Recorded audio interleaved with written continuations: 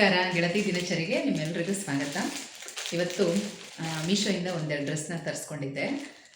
ಅದು ಒಂದು ಕರೆಕ್ಟಾಗಿದೆ. ಏನೇ ಅಂದರೂ ನಾವು ರೆಡಿಮೇಡ್ ಡ್ರೆಸ್ ತೊಗೊಳ್ತೀವಿ ಅಂದಮೇಲೆ ಅದು ಸ್ವಲ್ಪ ಆಲ್ಟ್ರೇಷನ್ ಇದ್ದೇ ಇರುತ್ತೆ ಅಲ್ವಾ. ಆದರೆ ಈ ಡ್ರೆಸ್ಸು ಜಾಸ್ತಿನೇ ಆಲ್ಟ್ರೇಷನ್ ಇದೆ. ಫಸ್ಟು ಡ್ರೆಸ್ ಹೆಂಗಿದೆ ಅಂತ ತೋರಿಸ್ತೀನಿ ನಿಮಗೆ. ಬೆಲೆ ಏನು ತುಂಬ ಕಡಿಮೆನೇ, ಚೆನ್ನಾಗಿದೆ, ಕ್ವಾಲಿಟಿ ಚೆನ್ನಾಗಿದೆ. ಡಿಸೈನ್ ಸಿಂಪಲ್ ಆದ್ರೂ ಕ್ವಾಲಿಟಿ ತುಂಬ ಚೆನ್ನಾಗಿದೆ. ತೋರಿಸ್ತೀನಿ ನಿಮಗೆ ಡ್ರೆಸ್ ಹೇಗಿದೆ ಅಂತೇಳಿ. ನಾನು ಆಲ್ರೆಡಿ ಓಪನ್ ಮಾಡಿ ನೋಡಿದ್ದೀನಿ, ಯಾಕಂದರೆ ಚೆಕ್ ಮಾಡಲೇಬೇಕು ಅಲ್ವಾ, ಹಾಗಾಗಿ ಓಪನ್ ಮಾಡಿ ನೋಡಿದ್ದೀನಿ. ತೋರಿಸ್ತೀನಿ ಇವಾಗ ನಿಮ್ಗೆ ಇನ್ನೊಂದು ಸಲ. ಒಟ್ಟು 2 ಡ್ರೆಸ್ನ ಆರ್ಡ್ರ್ ಮಾಡಿದ್ದೆ. ಎರಡೂ ಕೂಡ ತುಂಬಾ ಚೆನ್ನಾಗಿದೆ. ಕ್ವಾಲಿಟಿ ವೈಸ್ ಹೇಳಬೇಕು ಅಂದರೆ ಬಟ್ಟೆನೂ ಅಷ್ಟೇ ತುಂಬ ಚೆನ್ನಾಗಿದೆ. ವಿಡಿಯೋದಲ್ಲೇ ನಿಮಗೆ ಗೊತ್ತಾಗುತ್ತೆ ಬಟ್ಟೆ ಕ್ವಾಲಿಟಿ ಹೇಗಿದೆ ಅಂತ.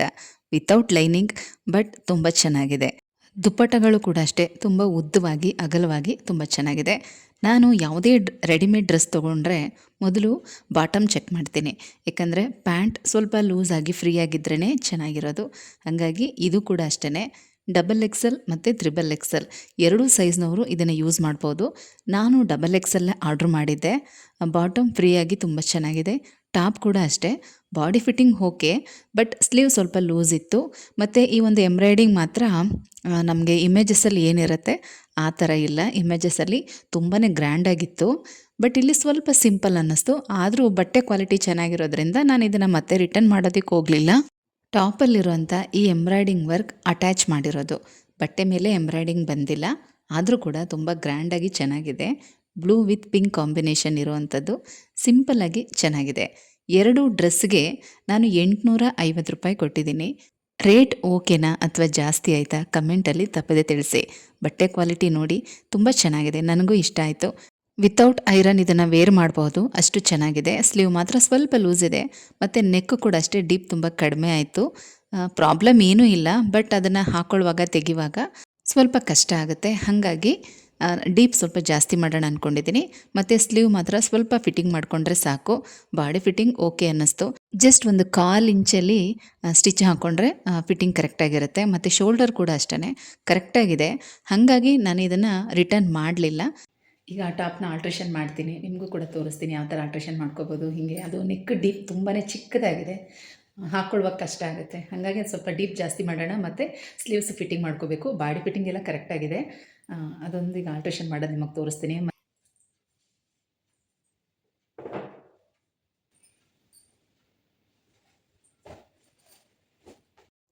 ದುಪ್ಪಟ್ಟ ಅಂಚೇನಾದರೂ ಸ್ಟಿಚ್ ಮಾಡಬೇಕಾ ಅಂತ ಚೆಕ್ ಮಾಡ್ತಾಯಿದ್ದೆ. ಅವರೇ ಅದನ್ನು ಜಿಗ್ಸಾಗ್ ಮಾಡಿ ಕೊಟ್ಟಿದ್ದಾರೆ, ಹಾಗಾಗಿ ಫೋಲ್ಡ್ ಮಾಡಿ ಇಡ್ತಾಯಿದ್ದೀನಿ.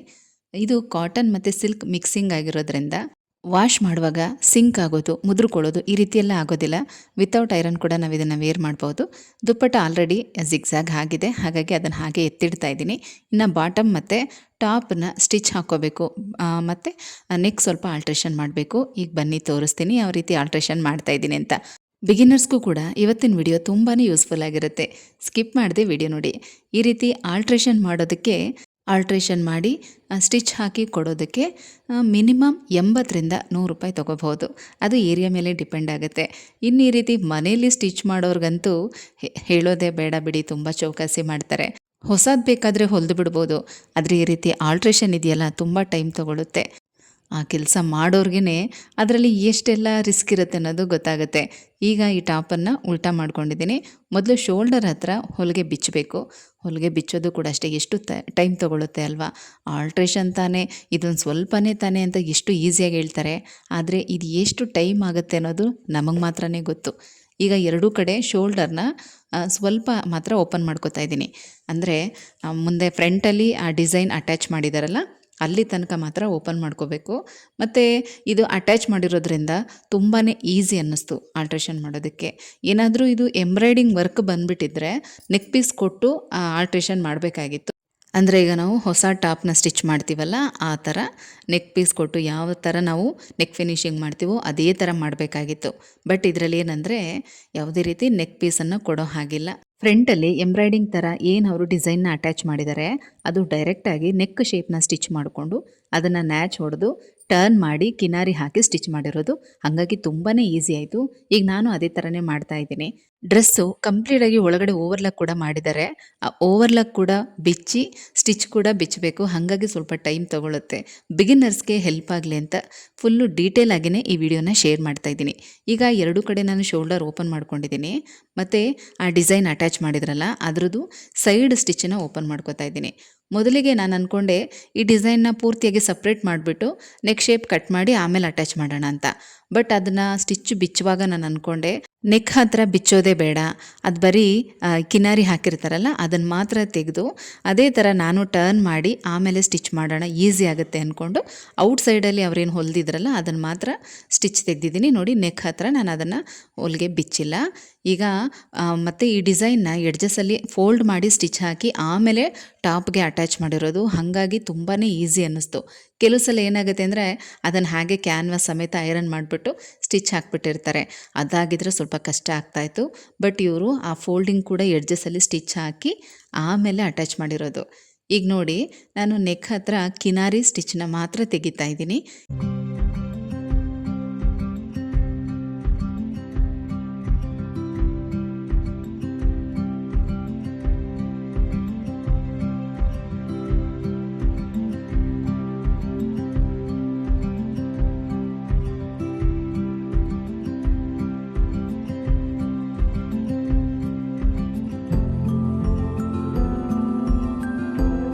ಕಿನಾರಿ ಸ್ಟಿಚ್ ಮಾತ್ರ ತೆಗೆದು ಅದೇ ರೀತಿ ಆ ಡಿಸೈನ್ನ ಬ್ಯಾಕ್ ಸೈಡ್ಗೆ ಟರ್ನ್ ಮಾಡಿದ್ದೀನಿ. ಈಗ ಅವರು ಅಟ್ಯಾಚ್ ಮಾಡಿರೋ ಹೊಲಿಗೆ ನನಗೆ ಕಾಣಿಸ್ತಾ ಇದೆ. ಅದ್ರ ಮೇಲೆ ನನಗೆ ಎಷ್ಟು ಬೇಕೋ ಅಷ್ಟಕ್ಕೆ ಮಾರ್ಕ್ ಮಾಡ್ಕೋತಾ ಇದ್ದೀನಿ. ಸೇಮ್ ನೆಕ್ ಶೇಪೇನೆ ಹಾಕ್ಕೊಳ್ತಾ ಇದ್ದೀನಿ. ಯಾಕಂದರೆ ಆಲ್ರೆಡಿ ಅದರಲ್ಲಿ ಅದೇ ಥರ ಡಿಸೈನ್ ಇರೋದ್ರಿಂದ ನಾರ್ಮಲಾಗಿ ಯಾವ ಶೇಪ್ ಇತ್ತು ಅದೇ ಶೇಪ್ಗೆ ಒಂದು ಅರ್ಧ ಇಂಚಿಗೆ ನಾನು ಮಾರ್ಕ್ ಮಾಡ್ಕೊಂಡಿದ್ದೀನಿ. ಫಸ್ಟು ಒಂದು ಸೈಡು ಯಾವ ಥರ ಶೇಪ್ ಬರಬೇಕು ಅಂತ ಪೆನ್ನಲ್ಲಿ ಮಾರ್ಕ್ ಮಾಡಿಕೊಂಡು ಆಮೇಲೆ ಅದ್ರ ಮೇಲೆ ಮಾರ್ಕರಿಂದ ಬರೆದು ಮತ್ತೆ ನೋಡಿ ಇನ್ನೊಂದು ಸೈಡನ್ನು ಇರುತ್ತೆ ಫೋಲ್ಡ್ ಮಾಡಿ ಈ ಥರ ಮಾಡಿದ್ರೆ ನಾವೇನು ಮಾರ್ಕ್ ಮಾಡಿರ್ತೀವಲ್ಲ ಅದು ಈ ಸೈಡ್ ಕೂಡ ಅಂಟ್ಕೊಳ್ಳುತ್ತೆ. ಆಮೇಲೆ ಬೇಕಾದರೆ ನಾವು ಮತ್ತೆ ಇನ್ನೊಂದು ಸಲ ಅದ್ರ ಮೇಲೆ ಮಾರ್ಕ್ ಮಾಡ್ಕೋಬೋದು. ಯಾಕಂದರೆ ಈಗ ನಾವು ಹೊಸದಾಗಿ ನೆಕ್ ಶೇಪ್ ಹಾಕೋದಾದರೆ ಒಟ್ಟಿಗೆ ನಾವು ಡಬಲ್ ಫೋಲ್ಡಿಂಗಲ್ಲಿ ಶೇಪ್ ಹಾಕ್ಕೊಳ್ತೀವಿ, ಎರಡೂ ಕಡೆ ಆ ಮಾರ್ಕ್ ಬರುತ್ತೆ.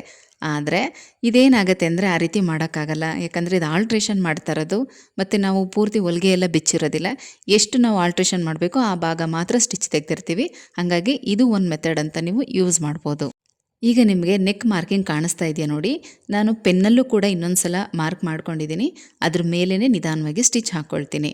ಸ್ಟಿಚ್ ಹಾಕುವಾಗಲೂ ಕೂಡ ಅಷ್ಟೇ ಸ್ವಲ್ಪ ನಿಧಾನಕ್ಕೇ ಹಾಕೋಕ್ಕಾಗೋದು. ಯಾಕಂದರೆ ಹಿಂದೆಗಡೆ ಬಟ್ಟೆ ಸಿಕ್ಕಾಕೊಳ್ಳುತ್ತೆ. ಅದನ್ನು ನೋಡಿಕೊಂಡು ಒಂದು ಕೈಯಲ್ಲಿ ಅದನ್ನು ಜರುಗಿಸ್ಕೊಂಡು ಸ್ಟಿಚ್ ಹಾಕ್ಕೊಳ್ತಾ ಹೋಗಬೇಕು. ಹಾಗಾಗಿ ಸ್ವಲ್ಪ ನಿಧಾನ ಆಗೇ ಆಗುತ್ತೆ.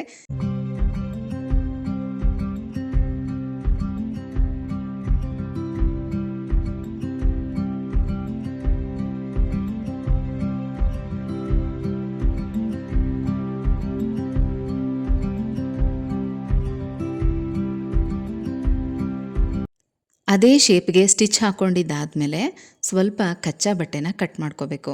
ಯಾಕಂದರೆ ಜಾಸ್ತಿ ಇರುತ್ತೆ. ನಾವೀಗ ಒಂದು ಅರ್ಧ ಇಂಚು ಅಥವಾ ಮುಕ್ಕಾಲು ಇಂಚು ನಮಗೆ ಡೀಪ್ ಜಾಸ್ತಿ ಬೇಕು ಅಂತ ಮಾಡ್ಕೊಂಡ್ಮೇಲೆ ಆ ಕಚ್ಚಾ ಕೂಡ ಕಟ್ ಮಾಡಿ ಆ ಶೇಪ್ ಸುತ್ತ ನ್ಯಾಚ್ ಹೊಡ್ಕೋಬೇಕು. ಆಮೇಲೆ ಆ ಡಿಸೈನ್ ಬಟ್ಟೆನ ಆ ಕಡೆಗೆ ಟರ್ನ್ ಮಾಡಿ ಎಡ್ಜಸ್ಸಲ್ಲಿ ಕಿನಾರಿ ಸ್ಟಿಚ್ಚನ್ನ ಹಾಕ್ಕೋಬೇಕು. ಮತ್ತು ಆ ಡಿಸೈನ್ ಮೊದಲಿನ ಥರ ಹೇಗಿತ್ತೋ ಹಾಗೆ ಔಟ್ ಸೈಡಲ್ಲಿ ಸ್ಟಿಚ್ ಹಾಕ್ಕೋಬೇಕು. ಅದು ಜರುಗದೇ ಇರೋ ಥರ ಒಂದು ಎರಡು ಕಡೆ ನೀವು ಪಿನ್ ಕೂಡ ಹಾಕ್ಕೋಬೋದು.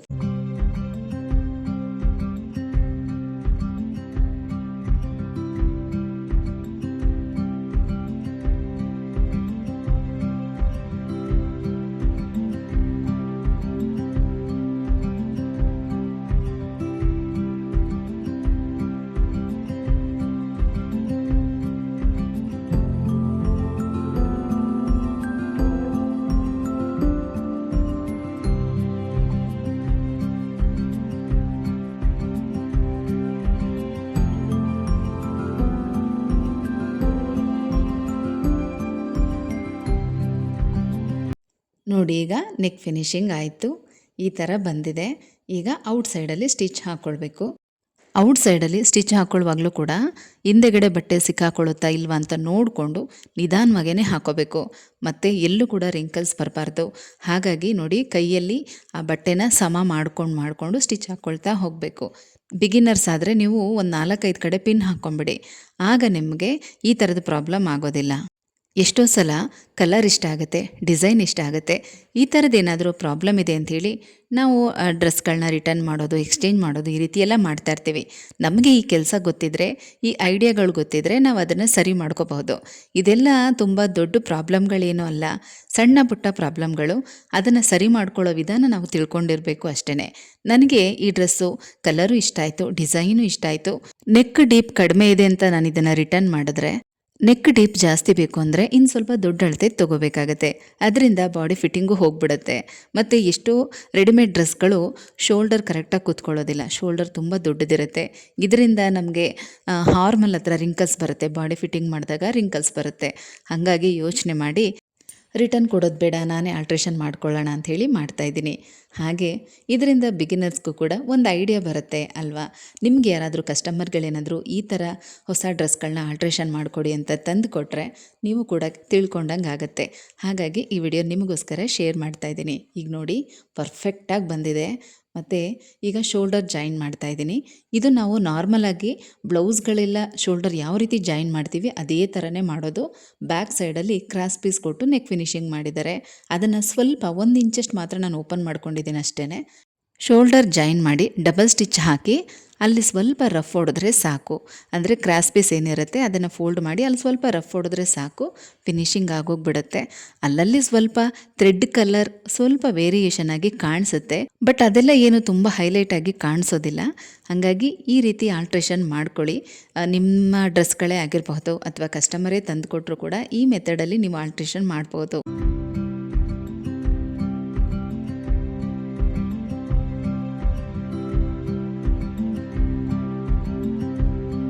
ಫಿನಿಶಿಂಗ್ ಆದಮೇಲೆ ಈ ರೀತಿ ಚಿಕ್ಕ ಚಿಕ್ಕ ದಾರಗಳನ್ನೆಲ್ಲ ಕಟ್ ಮಾಡಬೇಕು. ಮತ್ತು ಇನ್ನೊಂದು ಸೈಡು ಶೋಲ್ಡರ್ ಇದೇ ಥರನೇ ಜಾಯಿನ್ ಮಾಡ್ಕೋಬೇಕು.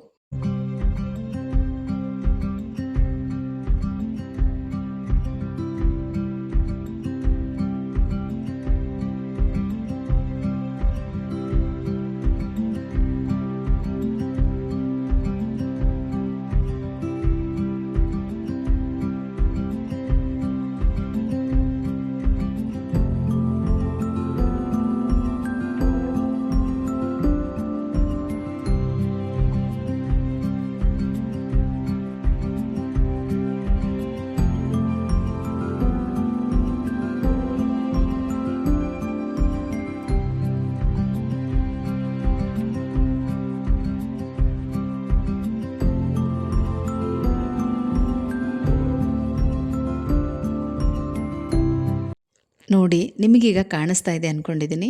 ಶೋಲ್ಡರ್ ಜಾಯಿನ್ ಆದಮೇಲೆ ಯಾವ ಥರ ಫಿನಿಶಿಂಗ್ ಬಂದಿದೆ ಅಂತ. ಸ್ವಲ್ಪ ಮಾತ್ರನೇ ಓಪನ್ ಮಾಡ್ಕೊಂಡಿದ್ದು ನಾನು. ಬ್ಯಾಕ್ ಸೈಡು ಕ್ರಾಸ್ ಪೀಸ್ನ ಕೊಟ್ಟಿದ್ದಾರೆ, ಹಾಗಾಗಿ ಅದನ್ನು ಸ್ವಲ್ಪ ಮಾತ್ರ ಓಪನ್ ಮಾಡಿಕೊಂಡು ಈಗ ಸ್ಟಿಚ್ ಹಾಕಿ ಅಲ್ಲಿ ರಫ್ ಹೊಡಿತಾ ಇದ್ದೀನಿ. ಶೋಲ್ಡರ್ ಫಿನಿಶಿಂಗ್ ಕೂಡ ತುಂಬ ನೀಟಾಗಿ ಬಂದಿದೆ.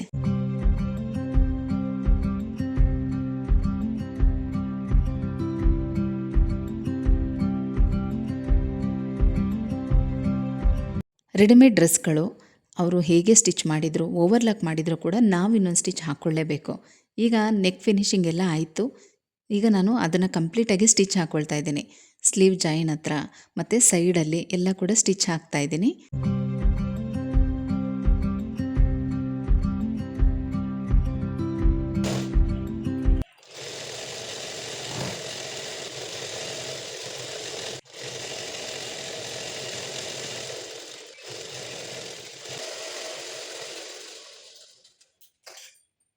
ನೋಡಿ, ಈಗ ಈ ಟಾಪ್ದು ಆಲ್ಟ್ರೇಷನ್ ಕಂಪ್ಲೀಟಾಗಿ ಮುಗ್ದಿದೆ. ಫಿನಿಶಿಂಗ್ ಹೇಗೆ ಬಂದಿದೆ ಅಂತ ನೀವೇ ನೋಡಬಹುದು. ತುಂಬಾ ಈಸಿ ಮೆಥಡ್ ಇದೆ, ಬಿಗಿನರ್ಸು ಕೂಡ ಟ್ರೈ ಮಾಡ್ಬೋದು.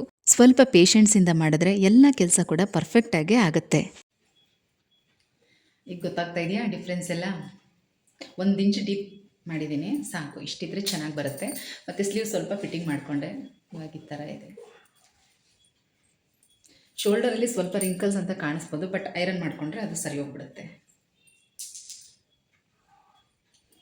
ಇನ್ನೊಂದು ಡ್ರೆಸ್ ಆರ್ಡ್ರ್ ಮಾಡಿದ್ದೆ, ಅದು ಈ ಥರ ಬಂದಿದೆ. ಇದನ್ನು ಕೂಡ ಆಲ್ಟ್ರೇಷನ್ ಮಾಡಿದೆ ನಾನು. ಯಾವ ಥರ ಅಂತ ಹೇಳ್ತೀನಿ ನಿಮಗೆ.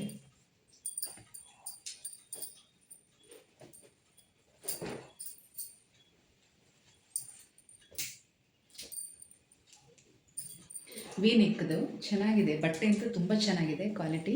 ಇಲ್ಲಿ ನೋಡ್ತಾ ಇದ್ದೀರಾ ಡೀಪ್, ಇದು ಡೀಪ್ ಜಾಸ್ತಿ ಇತ್ತು. ಒಂದು ಟಾಪು ಡೀಪ್ ತುಂಬ ಕಡಿಮೆ ಇತ್ತು, ಇನ್ನೊಂದು ಟಾಪು ಡೀಪ್ ತುಂಬ ಜಾಸ್ತಿ ಇತ್ತು. ಅಂದರೆ ನನಗೆ ಜಾಸ್ತಿ ಅಂತ ಅನ್ನಿಸ್ತು, ಅದಷ್ಟೇ. ಯೂಶ್ವಲಾಗಿ ಹಾಕೋಬೋದು, ಇಷ್ಟು ಡೀಪ್ ಎಲ್ಲ ಏನು ಅಂತ ಬ್ರಾಡ್ ಅನ್ಸಲ್ಲ, ಬಟ್ ನನಗೆ ಸ್ವಲ್ಪ ಡೀಪ್ ಜಾಸ್ತಿ ಅಂತ ಅನ್ನಿಸ್ತು. ಹಾಗಾಗಿ ಈ ಥರ ಕವರ್ ಮಾಡಿದ್ದೀನಿ. ಇಲ್ಲಿ ಕಾಣಿಸ್ತಾ ಇದೆಯಲ್ಲ, ಈ ಥರ ಇಲ್ಲಿ ಒಳಗಡೆಯಿಂದ ಹೀಗೆ ಟಾಪ್ ಇದು ಲೆಂತ್ ಸ್ವಲ್ಪ ಜಾಸ್ತಿ ಇತ್ತು, ಹಾಗಾಗಿ ಕೆಳಗಡೆ 1 ಇಂಚಷ್ಟು ಕಟ್ ಮಾಡಿಕೊಂಡು ಇದನ್ನು ಫೋಲ್ಡ್ ಮಾಡಿ ಸ್ಟಿಚ್ ಮಾಡಿದ್ದೀನಿ ಕೆಳಗಡೆ. ಅದೇ ಪೀಸನ್ನು ಡಬಲ್ ಜಾಯಿಂಟ್ ಮಾಡಿ, ಈಗ 1 ಇಂಚ್ ನಾನು ಕಟ್ ಮಾಡಿದ್ದೀನಿ ಅಂದರೆ ಅದು ಪೀಸ್ ಡಬಲ್ ಜಾಯಿಂಟ್ ಮಾಡಿಕೊಂಡು ಇಲ್ಲಿಗೆ ಸ್ವಲ್ಪ ಪ್ಯಾಚ್ ಕೊಟ್ಟಿದ್ದು. ಅಷ್ಟೊಂದು ಡಿಫ್ರೆನ್ಸ್ ಅಂತ ಅನಿಸೋದಿಲ್ಲ, ಬಟ್ ರಿಟರ್ನ್ ಮಾಡ್ಬೋದಾಗಿತ್ತು, ಆದರೆ ಬಟ್ಟೆ ಕ್ವಾಲಿಟಿ ಚೆನ್ನಾಗಿದೆ, ಹಾಗಾಗಿ ರಿಟರ್ನ್ ಮಾಡೋದು ಬೇಡ, ಸ್ವಲ್ಪ ಆಲ್ಟ್ರೇಷನ್ ಮಾಡ್ಕೊಳ್ಳೋಣ ಅಂತ ಆಲ್ಟ್ರೇಷನ್ ಮಾಡ್ಕೊಂಡಿದ್ದು. ಇದು ಈ ಥರ ಇದೆ ಎಂಬ್ರಾಯ್ಡಿಂಗ್ ವರ್ಕ್. ಇದಕ್ಕೆ ದುಪ್ಪಟ್ಟ ಈ ಥರ ಬಂದಿದೆ, ಈ ಥರ ಟಾಪು ಬಾಟಮ್ ಸೇಮ್ ಕಲರ್. ಈ ಆಲ್ಟ್ರೇಷನ್ ವಿಡಿಯೋ ಬಿಗಿನರ್ಸ್ಗೂ ಕೂಡ ತುಂಬಾ ಹೆಲ್ಪ್ ಆಗುತ್ತೆ. ಈಸಿ ಮೆಥಡಲ್ಲೇ ತಿಳಿಸ್ಕೊಟ್ಟಿದ್ದೀನಿ. ಫಿನಿಶಿಂಗ್ ಕೂಡ ನೀಟಾಗಿರುತ್ತೆ, ಟ್ರೈ ಮಾಡಿ ಆಯಿತಾ.